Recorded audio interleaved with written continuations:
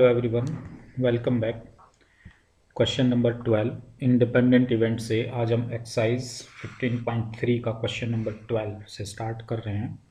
तो question number 12, 3 cards are drawn from a well-spelled pack of cards, one after the other with replacement. What is the probability that all 3 cards are spade? First 2 cards are queen and third card is black ace. तो पहले part में पूछा गया कि all 3 cards are spade. 3 draw हमने किए, ठीक है, विद रिप्लेसमेंट है। तो विद रिप्लेसमेंट मतलब कि इवेंट इंडिपेंडेंट हो गए। विद रिप्लेसमेंट मीन्स हमने फर्स्ट कार्ड निकाला फिर वापस पैक में रख दिया, तो ये रिप्लेसमेंट हो गया। तो इसका मतलब कि ये जो तीनों इवेंट है ये इंडिपेंडेंट इवेंट है। तो let the events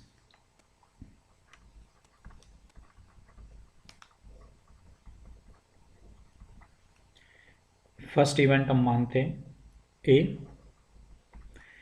event A, spade card, drawing spade card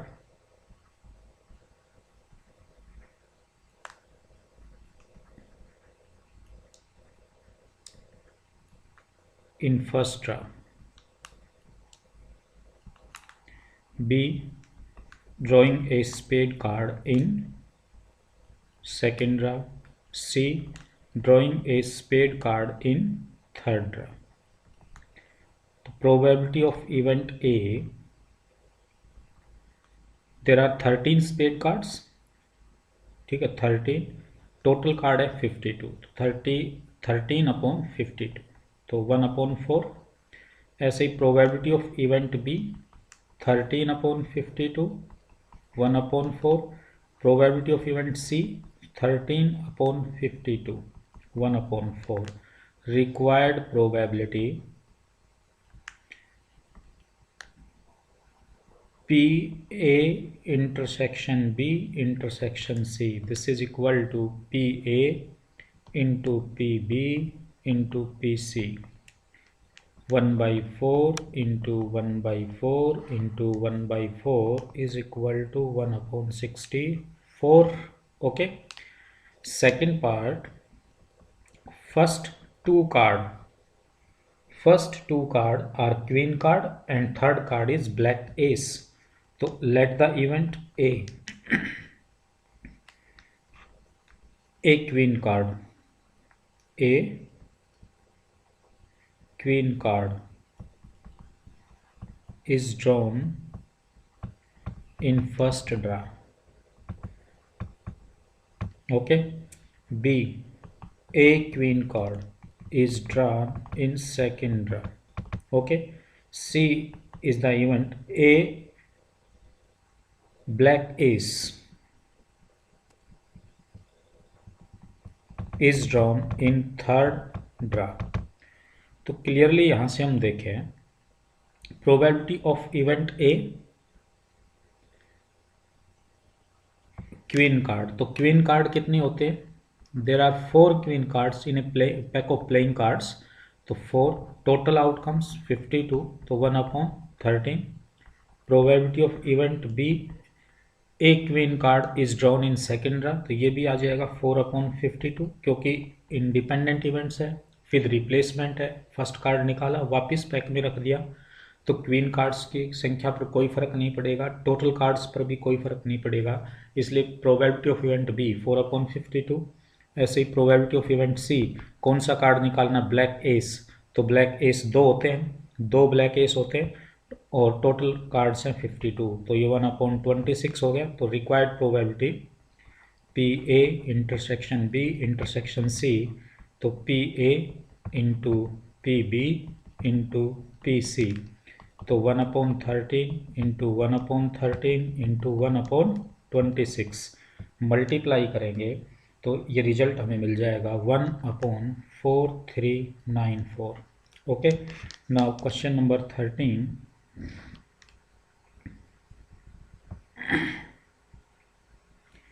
question number 13, a card is drawn from a well spelled pack of 52 cards, the outcome is noted। देखो टोटल कार्ड है 52, तो total outcomes हमारे बनेंगे 52. Outcome is noted, the card is replaced and pack is reshuffled. Another card is drawn from the pack. What is the probability that both cards are of the same suit? क्या probability होगी कि जो दोनों card हमने निकाले थे वो same suit से थे? तो let the event,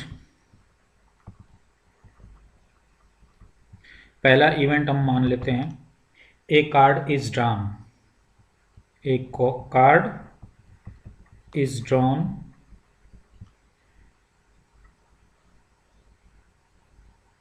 from any suit, any 4 suit, 4 suit होते हैं प्लेइंग कार्ड में, तो किसी भी एक सूट से हमने एक कार्ड निकालना है इन फर्स्ट ड्रा. ठीक है, तो बी इवेंट हम मान लेते हैं कि जो दूसरा कार्ड निकालेंगे वो भी उसी सूट से निकालेंगे जिस सूट से पहला कार्ड आया था. ठीक है, तो इस बी इवेंट को हम मान लेते हैं drawing card of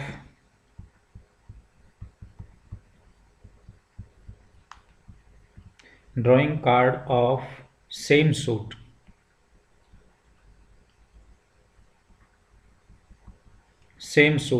as in first draw.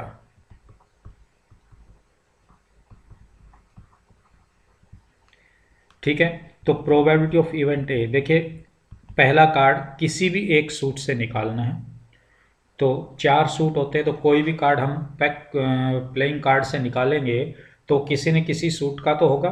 तो ये जो इवेंट हो गया ये सर्टेन इवेंट हो गया, तो इसकी प्रोबेबिलिटी हो जाएगी 1.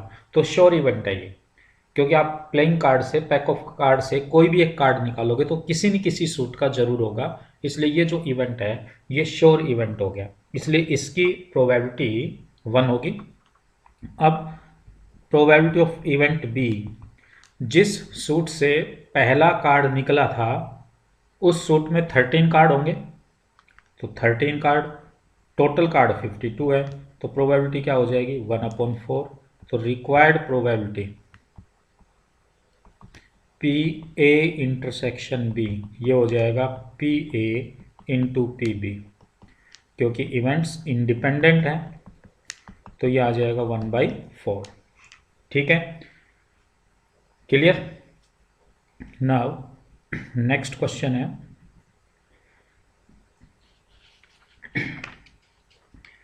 in 2 successive throw of a pair of dice, in 2 successive throw of a pair of dice determine the probability of getting a total of 8 in each time. 2 successive throw a pair of dice, pair of dice को हम 2 बार throw करते हैं, तो कहता है कि हर बार दोनों बार total of 8 आए, इसकी प्रोबेबिलिटी हमें बतानी है. तो देखो टोटल आउटकम्स, जब 2 डाइस हम थ्रो करेंगे तो टोटल आउटकम्स बनेंगे 36. तो लेट द इवेंट ए मान लेते हैं सम 8 का in first draw, sum 8 is obtained in first draw, sorry first throw, पहले थ्रो पर सम 8 आए, और बी इवेंट है वो सम 8 आए इन सेकेंड थ्रो. ठीक है, तो प्रोबेबिलिटी ऑफ इवेंट ए, तो देखो सम 8, तो 8 सम कौन कौन से आउटकम होंगे जिनका सम 8 बनेगा, जो टोटल 36 आउटकम आते हैं डाइस को थ्रो करने पर, उनमें से जिनका सम 8 आएगा, तो देखो वो आउटकम देखिए कौन कौन से होंगे. ये आउटकम होंगे जिनका सम 8 बनेगा, 5 आउटकम है ये, तो प्रोबेबिलिटी हो जाएगी 5/36. ऐसे ही प्रोबेबिलिटी ऑफ इवेंट बी, इसमें भी सम 8 ही चाहिए, तो सम 8 के लिए कितने आउटकम है 5 टोटल आउटकम 36. तो required probability P A intersection B, P A into P B, तो ये आ जाएगा 5/36 इंटू 5/36, वी गेट 25/1296. ओके, ये था क्वेश्चन. अब नेक्स्ट क्वेश्चन कहता है कि the odd in favour of one student pass the test 3:7, ठीक है, and odd against another student pass it are 3:5, what is the probability that both student pass the test, कि दोनों student पास हो। तो देखो ये दो स्टूडेंट हैं, ये इन दोनों का पास होना इंडिपेंडेंट होगा, क्योंकि एक स्टूडेंट के पास होने से ये जरूरी तो नहीं कि दूसरा स्टूडेंट के पास हो या फेल हो, कि दूसरा स्टूडेंट पहले स्टूडेंट के पास होने पर डिपेंड नहीं करता, ठीक है। इसलिए दोनों जो इवेंट होंगे ये इंडिपेंडेंट होंगे। तो लेट द इवेंट हम ये मान लेते हैं, ए इवेंट मान लेते हैं, स्टूडेंट ओड इन फेवर, ठीक है, odd in favour, student pass the test, odd in favour, ठीक है, odd in favor that student pass the test, student pass, first student pass test,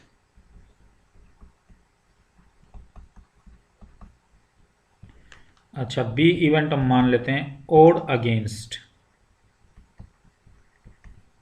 that second student pass test। तो probability of event ए, देखो odd in favour हमें दे रखा है 3:7, तो ए event की प्रोबेबिलिटी क्या होगी 3/3 + 7, तो 3/10, भाई 3:7 है ना, तो फर्स्ट ओड इन फेवर में फर्स्ट कंपोनेंट न्यूमरेटर में आएगा और दोनों का सम डिनोमिनेटर में आएगा। Probability of event B odd against, odd against हमें दे रखा है 3:5, ये ओड अगेंस्ट है 3:5, तो ओड अगेंस्ट में सेकंड कंपोनेंट न्यूमरेटर में आएगा 5 और इनका सम डिनोमिनेटर में आएगा, तो 5/8, तो रिक्वायर्ड प्रोबेबिलिटी ये हो जाएगा PA × PB, दोनों की मल्टीप्लाई, तो ये आ जाएगा 3/16, तो आंसर बनेगा 3/16। नाउ नेक्स्ट क्वेश्चन में लेता हूँ, क्वेश्चन है हमारे पास, the probability that a boy will get scholarship is 0.9 and the girl will get the scholarship is 0.8, what is the probability that at least one of them will get the scholarship? तो देखो let the event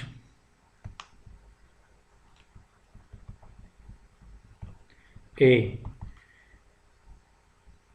ये event हम मान लेते हैं boy gate scholarship, a boy gate scholarship,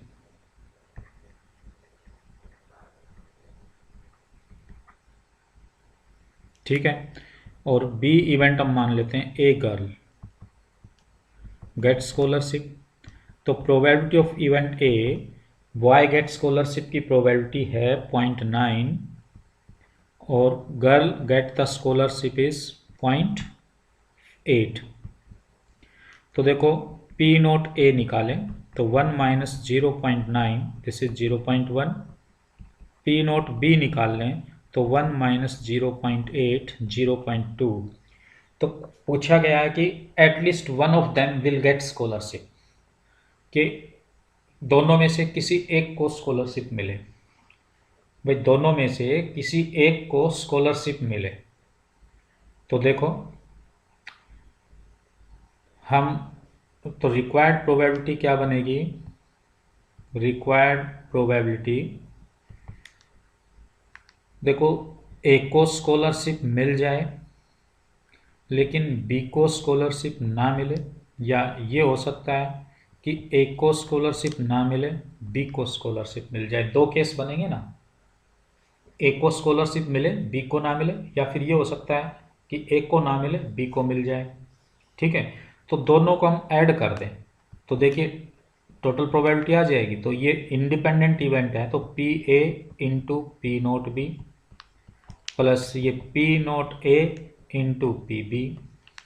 देखो PA हमारे पास है 0.9 और P0 B हमारे पास है 0.2, P0 A 0.1 और PB 0.8, तो यह आ जाएगा 0.18 प्लस 0.08। तो ऐड करोगे तो 0 पॉइंट ये आ जाएगा 0.26, ठीक है। तो 0.26, at least one of them will get scholarship, तो ऐड करें क्योंकि एटलीस्ट वन का पूछा है ना, तो दोनों को भी तो स्कॉलरशिप मिल सकती है, तो ये और ऐड करेंगे, ए को भी स्कॉलरशिप मिल जाए, बी को भी मिल जाए, तो P A into P B, ये आउटकम और ऐड होगा भाई।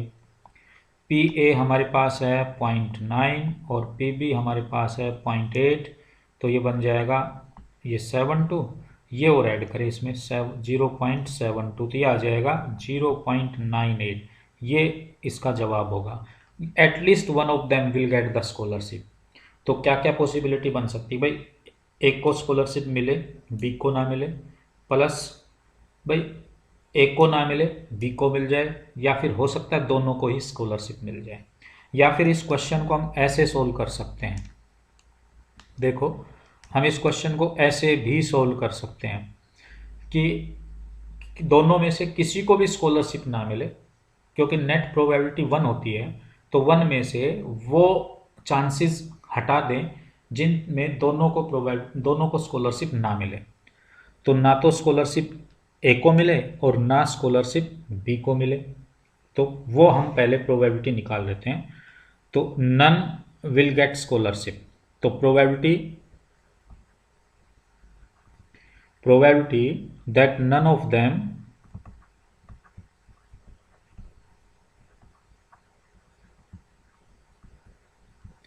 Will get scholarship,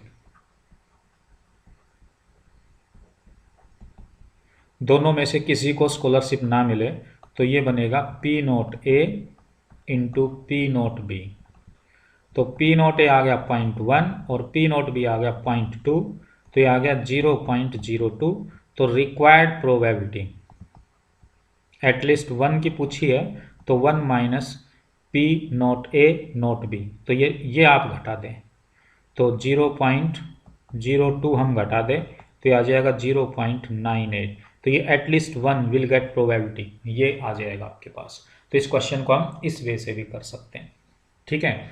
now next है हमारे पास क्वेश्चन, कहता है कि A can solve 90% of the problem in the book and B can solve 70%. So what is the probability that at least one of them will solve the problem selected at random from the book? At least one of them will solve the problem. तो देखो पहले तो हम event मान लेते हैं, let the events E मान लेते हैं A solve problem और F इवेंट मान लेते हैं B सोल्व प्रॉब्लम। तो देखो A सोल्व करता है 90%, तो 90/100, B सोल्व कर लेता है 70% प्रॉब्लम्स को, तो FPF प्रोबेबिलिटी ऑफ आ जाएगा 70/100। तो क्वेश्चन में पूछा गया कि at least one of them will solve the problem, तो P नॉट E निकाले हम, तो 1 माइनस 90/100, यह आ जाएगा 10/100, ठीक है। P नॉट F निकाल लो, तो 1 माइनस पी एफ 70/100 घटाएं, तो ये आ जाएगा 30/100। तो required probability at least one of them solve the problem, तो ये हो सकता है कि प्रॉब्लम ए सोल्व कर दे और बी सोल्व ना करे, ई नॉट एफ, ये हो सकता है ए सोल्व ना करे बी सोल्व कर दे, और ये हो सकता है कि दोनों ही सोल्व कर दें, तो प्रॉब्लम तो सोल्व हो ही जाएगी, दोनों सोल्व करेंगे तब भी। तो ये आ जाएगा P E into P note F, P note E into P F, P E into P F. P E हमारे पास है 90/100, पी नोट एफ है 30/100, पी नोट ई 70/100, पी नोट ई 10/100, सॉरी 10/100, 10/100, पी एफ है वो 70/100, पी ई 90/100 और P F है वो 70/100। तो इसको सोल्व करेंगे तो ये आ जाएगा, भाई सभी का एलसीएम तो आ जाएगा 10,000, ये 2700, 700 और 6300। तो सोल्व करें तो ये आ जाएगा, ओके 2 zeros कैंसिल, तो 97/100 मीन्स 97% प्रॉब्लम है, at least one of them will solve the problem, 0.97। तो ये आएगी प्रोबेबिलिटी। ओके, नाउ नेक्स्ट हमारा क्वेश्चन है, find the chance of throwing a 5 और 6 at least once in four throw of a single die. मैं अगेन इसको पढ़ता हूँ क्वेश्चन को, कि कहता है कि find the chance of throwing a 5 और 6 at least once in 4 throw of single die. 5 या 6 आने के चांसेस हम at least once 4 throw of a dice, हम 4 बार एक सिंगल डाइस को थ्रो करते हैं तो कम से कम एक थ्रो के ऊपर 5 या 6 आए। एक पर भी आ सकता है, 2 पर भी आ सकता है, 3 पर भी आ सकता है, या चारों पर भी आ सकता है। इसका मतलब ये हुआ। तो हम इवेंट मान लेते हैं। देखो सबसे पहले तो क्योंकि सिंगल थ्रो ऑफ डाइस है, सिंगल थ्रो ऑफ डाइस है, तो टोटल आउटकम जो बनेंगे वो 6 बनेंगे। ठीक है, अब देखो हम इवेंट मान लेते हैं, let E be the event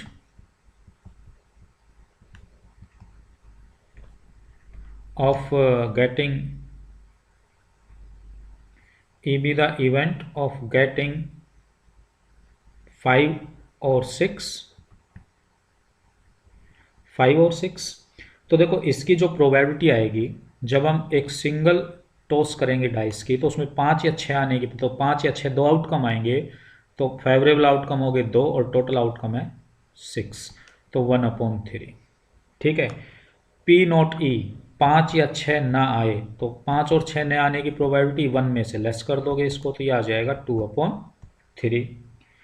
अब देखो 4 थ्रो है, तो एटलीस्ट वंस की प्रोबेबिलिटी निकालनी, एटलीस्ट 1 की प्रोबेबिलिटी है, तो हम टोटल प्रोबेबिलिटी तो 1 होती है, तो नॉट की प्रोबेबिलिटी निकाल लें और एक में से लेस कर दें, तो एटलीस्ट 1 की प्रोबेबिलिटी आ जाएगी। तो देखो सबसे पहले हम कि नॉट थ्रोइंग 5 और 6 की प्रोबेबिलिटी निकालें। Probability of not throwing, probability of not throwing 5 और 6। ठीक है, व्हेन ए डाइस या डाई इज थ्रोन 4 टाइम्स, तो 4 बार हम उछालें डाइस को, तो हर बार 5 या 6 ना आए, तो देखो इसकी प्रोबेबिलिटी क्या बनेगी, P not E not E not E not E, तो ये हो जाएगा P not E into P not E into P not E into P not E. ठीक है, तो P not E 2/3 2/3 2/3 2/3 16/81। Okay, at least once की अब प्रोबेबिलिटी निकालें हम कि थ्रोइंग 5 और 6 एटलीस्ट वंस इन 4 थ्रो, तो प्रोबेबिलिटी ऑफ थ्रोइंग 5 और 6 एटलीस्ट